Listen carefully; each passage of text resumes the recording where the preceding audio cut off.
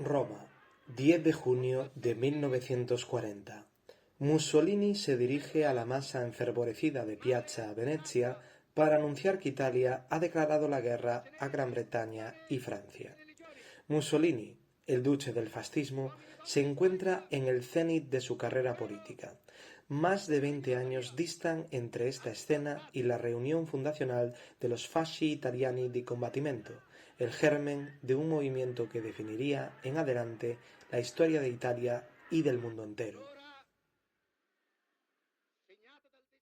¿Quién era Benito Mussolini?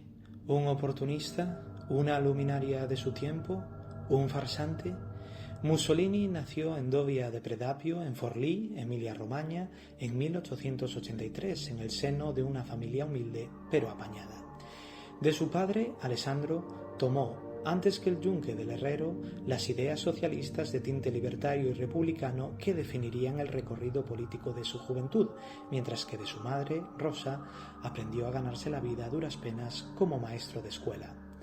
Habiendo intentado escabullirse del servicio militar huyendo a Suiza, de regreso a Italia en 1905, el futuro duce, ya imbuido de las lecturas de Sorel, Nietzsche, Schopenhauer o Stirner, fue condenado por deserción, aunque amnistiado, cumpliendo finalmente sus obligaciones militares. Su reputación como periodista y agitador político le valdría la elección como secretario de la Cámara de Trabajo de Trento, dirigente de la Federación Socialista de Forlì y director, sucesivamente, del diario L'Avvenire del Lavoratore, el semanario Lotta di Classe y, a partir de 1912, del diario Avanti, órgano oficial del Partido Socialista Italiano del que era militante. Para entonces, Mussolini se había convertido en uno de los mayores dirigentes del partido como representante de la corriente maximalista en la línea del sindicalismo revolucionario. La oratoria apasionada que desplegaba en los mítines, junto con la tinta vertida en las columnas del Avanti, atrajo a no pocos seguidores que, una vez planteado el dilema de la intervención en la Gran Guerra, no lo abandonarían, aun en el oprobio de haberse convertido en un traidor. Visión política, la de su paso del neutralismo al intervencionismo? Io sono come le bestie, sento il tempo che viene, dice Mussolini en la novela de Antonio Scurati. El futuro duce era no un animal, sino una bestia política. La guerra arrasó con todo, incluido el socialismo, pero de sus atonales melodías Mussolini supo componer una opereta que acabó siendo ópera, el fascismo. Ahora, silencio. Es el 23 de marzo de 1919. Nos encontramos en Milán, en la sala de reuniones del Círculo de la Alianza Industrial y Comercial del Palazzo Castani, en la Plaza del Santo Sepulcro. Mussolini está a punto de pronunciar un discurso. No uno cualquiera, sino el discurso fundacional de los Fasci Italiani di Combattimento.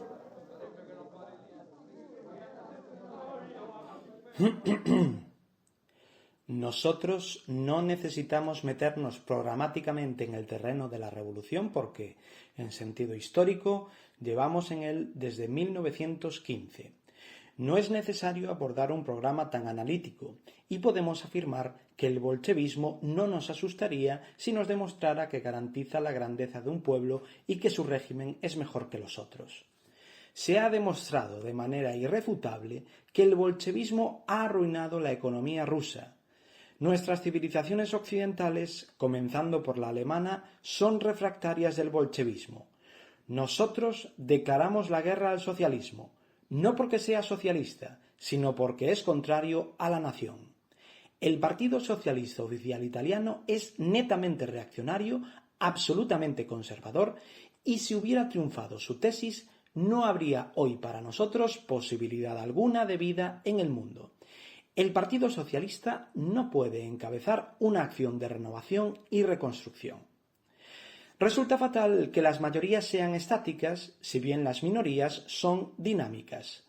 Nosotros queremos ser una minoría activa, queremos separar el Partido Socialista oficial del proletariado, pero si la burguesía cree que puede usarnos como pararrayos, se equivoca. Debemos ir al encuentro del trabajo. Ya cuando el armisticio yo escribía que era necesario ir al encuentro del trabajo que regresaba de las trincheras, porque sería odioso y bolchevique negar el reconocimiento de los derechos de quienes han hecho la guerra. Resulta necesario, por tanto, aceptar los postulados de las clases trabajadoras. Estos son nuestros postulados, nuestros por las razones que he dicho anteriormente y porque en la historia hay ciclos fatales mediante los cuales todo se renueva, todo se transforma.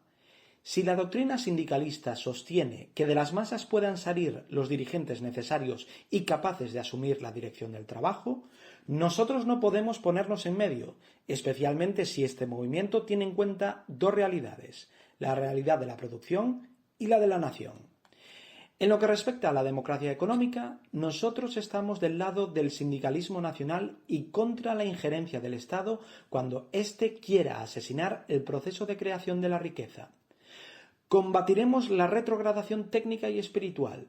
Hay industriales que no se renuevan desde el punto de vista técnico y desde el punto de vista moral. Si no encuentran la virtud de transformarse, serán aplastados. Pero nosotros debemos decir a la clase trabajadora que una cosa es demoler y otra construir. Que la destrucción puede ser cosa de una hora, mientras que la creación es cosa de años o de siglos. Democracia económica. Esta es nuestra divisa. Y ahora tratemos sobre la democracia política. Yo tengo la impresión de que el régimen actual en Italia haya abierto a la sucesión. Hay una crisis que salta a la vista de todos. Todos hemos visto durante la guerra la ineptitud de la gente que nos gobierna y sabemos que se ha vencido por la sola virtud del pueblo italiano, no ya por la inteligencia y la capacidad de los dirigentes. Una vez abierta la sucesión del régimen, no debemos ser cobardes, debemos correr. Si el régimen ha de ser superado, debemos ser nosotros quienes ocupen su puesto. Por eso creamos los fasci, órganos de creación y agitación capaces de salir a la calle a gritar. Somos nosotros quienes tenemos derecho a la sucesión, ya que fuimos nosotros quienes condujimos el país a la guerra y a la victoria. Desde el punto de vista político, en nuestro programa tenemos reformas. El Senado debe ser abolido. Mientras escribo este acto de deceso, debo, no obstante, añadir que el Senado en estos últimos tiempos ha demostrado ser muy superior a la Cámara. Exigimos, por tanto, que ese organismo feudal sea abolido. Reclamamos el sufragio universal para hombres y mujeres, el escrutinio de lista a base regional, la representación proporcional. De las nuevas elecciones saldrá una Asamblea Nacional a la que exigiremos que decida sobre la forma de gobierno del Estado italiano. Esa dirá, ¿república o monarquía? Y nosotros, que hemos sido siempre tendencialmente republicanos, decimos desde este momento, república. Nosotros no eliminaremos los protocolos ni hurgaremos en los archivos, no haremos un juicio retrospectivo e histórico de la monarquía. La actual representación política no nos basta. Exigimos una representación directa de los intereses particulares. Si bien yo como ciudadano puedo votar según mis ideas, como profesional debo poder votar según mis cualidades profesionales. Se podrá decir contra este programa que se vuelve a los gremios. No importa. Se trata de constituir consejos de categorías profesionales que integren una representación verdaderamente política. Pero no podemos pararnos en los detalles. Entre todos los problemas, aquel que hoy interesa más es el de crear la clase dirigente y dotarla de los poderes necesarios. Es inútil ocuparnos de las cuestiones más o menos urgentes si no se crean los dirigentes capaces de resolverlas. Al examinar nuestro programa podrán encontrar similitudes con otros programas, podrán encontrar postulados comunes a los socialistas oficiales, pero no por ello serán idénticos en espíritu, porque nosotros nos ponemos del lado de la guerra y de la victoria, y es poniéndonos de ese lado que podemos tener todas las audacias. Me gustaría que hoy los socialistas experimentaran el poder, porque es fácil prometer el paraíso, pero difícil alcanzarlo. Ningún gobierno mañana podría desmovilizar a todos los soldados en pocos días o aumentar la cantidad de víveres porque no los hay.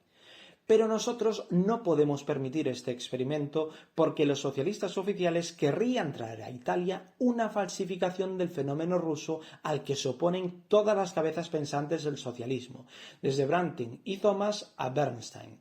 Porque el fenómeno bolchevique no suprime las clases, sino que es una dictadura ejercida ferozmente. Estamos resueltamente en contra de todas las formas de dictadura, desde la del sable a la del tricornio, desde la del dinero a la del número. Nosotros solo conocemos la dictadura de la voluntad y de la inteligencia. Querría así que la Asamblea aprobase un orden del día en el cual aceptara las reivindicaciones del sindicalismo nacional desde el punto de vista económico. Con esta brújula en nuestro viaje, nuestra actividad habrá de darnos ya la creación de los fasci di combattimento. Mañana dirigiremos su acción simultáneamente en todos los centros de Italia. No somos estáticos, somos dinámicos y exigimos ocupar nuestro puesto, que debe estar siempre a la vanguardia. El discurso de Mussolini se puede dividir en 4 partes según los temas que el autor va abordando. La primera es una diatriba contra el socialismo. La segunda es una reivindicación del sindicalismo nacional en un intento de armonizar los intereses del proletariado y los propietarios. La tercera es una apología del corporativismo y la democracia radical, en contra del liberalismo imperante. Y la cuarta guarda relación con la primera y trata de marcar distancias con los postulados socialistas que bien podrían ser similares en este caso. Della vittoria. Comando Supremo, 4 novembre 1918, ore 12. La guerra contro l'Austria-Ungheria, che sotto l'alta guida di Sua Maestà il Re, Duce Supremo, l'esercito italiano, inferiore per numero e per mezzi, iniziò il 24 maggio 1915 e con fede incrollabile e tenace valore condusse ininterrotta ed asprissima per 41 mesi e vinta. El discurso se encuadra en la Italia de entreguerras, una vez rematada la Gran Guerra a favor de la Triple Entente. Italia había entrado en el conflicto en 1915 con la promesa, por parte de Reino Unido y Francia, de compensar la intervención italiana con la entrega de las zonas habitadas por italianos en el Imperio Austrohúngaro y gran parte de la costa dálmata. Sin embargo, la oposición frontal de Estados Unidos y Yugoslavia a las reclamaciones italianas hizo que las concesiones se redujeran considerablemente en la Conferencia de Paz de París de 1919.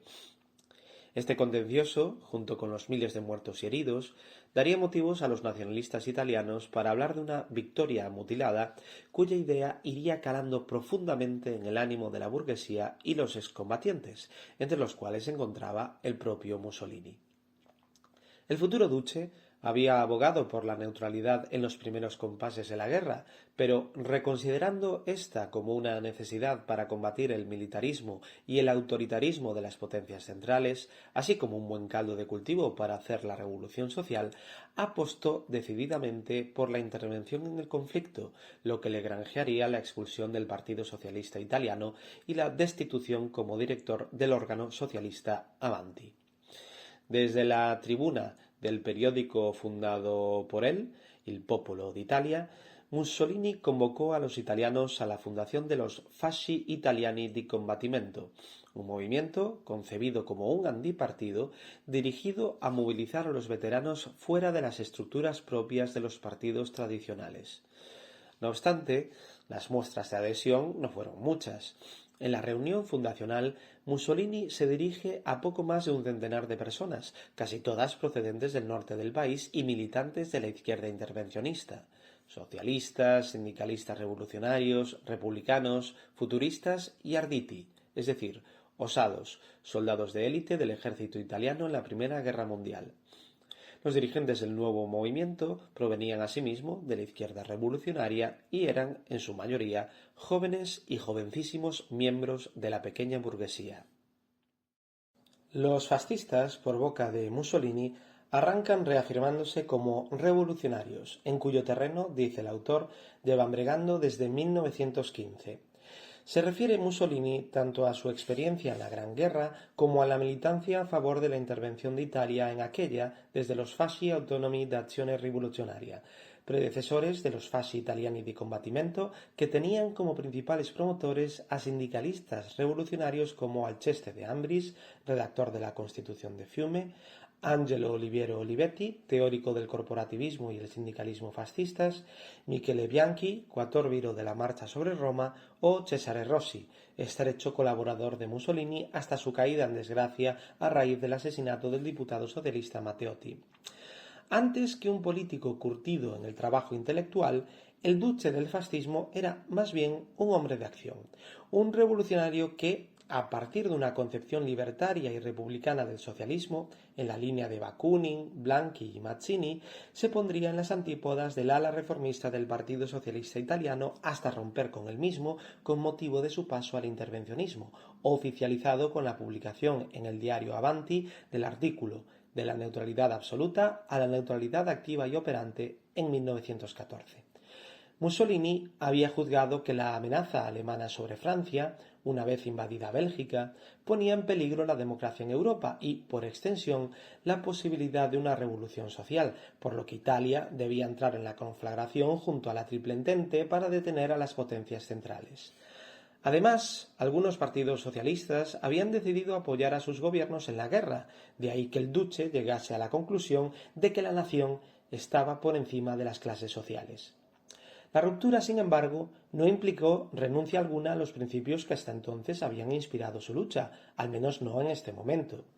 Ello lo demuestra las reivindicaciones políticas que enumera Mussolini, pese a las precauciones que toma, desde la abolición del Senado a la implantación del sufragio universal.